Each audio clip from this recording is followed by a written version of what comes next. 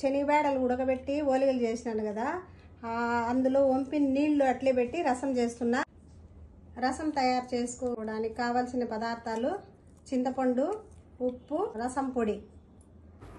చింతపండు నీట్గా కడిగి అందులో మనం ఉంచుకున్న నీళ్ళల్లో వేసుకోవాలి. అది బాగా కొంచెము కలపాలి.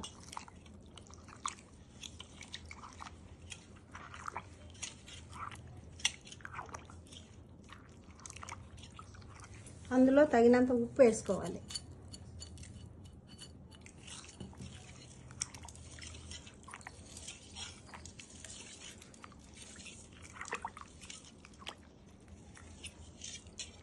అందులో బాగా కలిపినాక మిగిలిన పిప్పు ఎంత తీసి పక్కన పడేయాలి.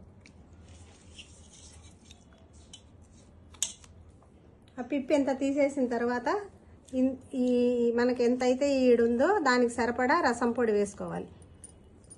అప్పుడే అందాజ తెలుస్తుంది. తెలియని వాళ్ళు కొంచెం నోట్లో వేసుకొని ఉప్పు కారం టేస్ట్ చూసి కలుపుకోండి. తిరువాతకు కావాల్సిన వస్తువులు: నూనె, ఆవాలు, తెల్లగడ్డ, కరివేపాకు. ఇందులో కొత్తిమీర వేస్తే బాగుండదు.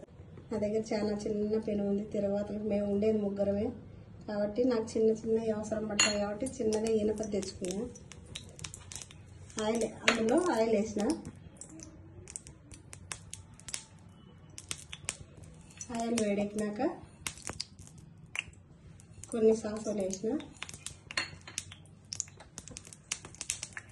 సాసులన్నీ తేలేసి పైకి వచ్చేసిన తర్వాత తెల్లగడ్డ అది కొంచెం సేపు ఫ్రై అయిన తర్వాత కరివేపాకు.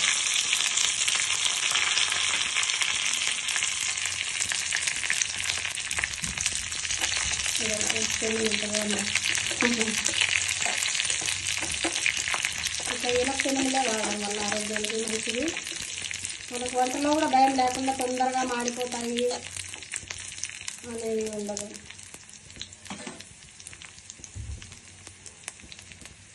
ఇది తర్వాత రెడీ అయిపోయింది. ఇది ఎత్తి రసంలో వేసేద్దాం. ఈ రసం ఎత్తి పొయ్యి మీద పెడదాం. మనకి ఎంత అవసరమో అంత. చూడు, నాకు ఇంత మాత్రమే అవసరం పడేటట్టు నేను అది మాత్రమే తిరువాత పెట్టుకున్నా. మిగతా ఫ్రిడ్జ్లో పెట్టినా. మళ్ళీ నాకు రేపు మరునాడు ఎప్పుడు అవసరమైనప్పుడు తిరువాత పెట్టుకుంటాం. గెస్టులు వచ్చినా మనకు భయం లేదు. తొందరగా అది తీసి తిరువాత ఒక్కటి వేసేయచ్చు.